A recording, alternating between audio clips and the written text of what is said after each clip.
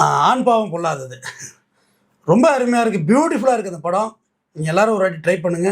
குறிப்பா குடும்பஸ்தர்கள், குடும்பஸ்தன் ஆவ போறவங்க, கல்யாணம் பண்ணிக்க போறவங்க, இந்த இன்ஸ்டாவுல சுத்துற நீங்கலாம் தயவு செய்து இந்த படத்த பாருங்க. அது ரொம்ப நல்லா இருக்கு அந்த படம். அருமையா இருக்கு. ஆஸ் யூசுவல் ஆரம்பிக்கிற கதை தான் ஒரு ஒரு பிற்போக்குத்தனமான குடும்பத்திலேருந்து வர்ற பெண்ணு அப்படின்ற மாரி காமிச்சாங்க. ஃபர்ஸ்ட்டு சீனே வந்து அம்பேத்கர், பெரியார் ஃபோட்டோ காமிச்சுட்டு பக்கத்துல ஒரு ஃபோட்டோ காமிச்சாங்க. அந்த ஃபோட்டோ யாரு தெரியுமா? அப்படின்னோனே, இவர் சொல்ல நினைப்பாரு கதாநாயகன். அப்ப அந்த கதாநாயகி சொல்லுவாங்க, இவர் தான் கார்ல் மார்க்ஸ் அப்படின்னு சொல்லுவாங்க. ஓ! பெரிய புரட்சி பெண் அப்படின்னு. ஹனிமூனுக்கு எங்கே போகணும் அப்படின்னு இவர் கேட்பாரு. கல்யாணம் ஆயிடுது. அதெல்லாம் சரசரன்னு முடிஞ்சிருது. சும்மா போட்டு வளவளலாம் இழுக்கல. ரொம்ப நல்லா எடுத்திருக்காரு அந்த இயக்குனர் கலையரசனா, ரொம்ப அருமையா எடுத்திருக்காரு. ஹனிமூன் எங்கே போகணும்னா, போர்பந்தலுக்கு போகணும். போர்பந்தல் ஏன்னா அம்பேத்கர் பிறந்த ஊருன்னாங்க. ஆக்சுவலா அம்பேத்கர் பிறந்த ஊரு அது கிடையாது. அது மகாத்மா காந்தி பிறந்த ஊரு.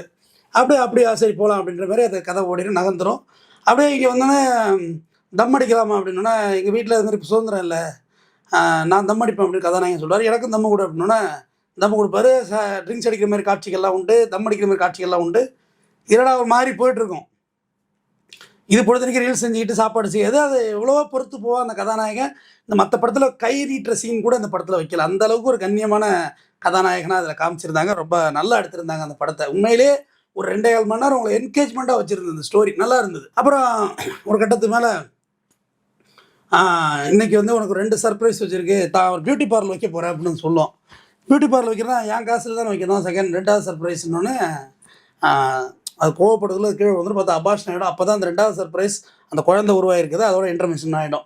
அதுக்கப்புறம் டைவர்ஸ்க்கு போவாரு கோர்ட்டுக்கு. ஒரு வக்கீல பார்க்க. ஆக்சுவலா படமே ஒரு ஒரு வக்கீல பார்க்கறதுலேருந்து ரிவ்யூ ரொம்ப அருமையா எடுத்திருந்தாங்க. வழக்கறிஞர்கள மேன்மையாகவும், நல்ல மாரியாகவும் அந்த படத்த காட்சிப்படுத்தியிருந்தாங்க.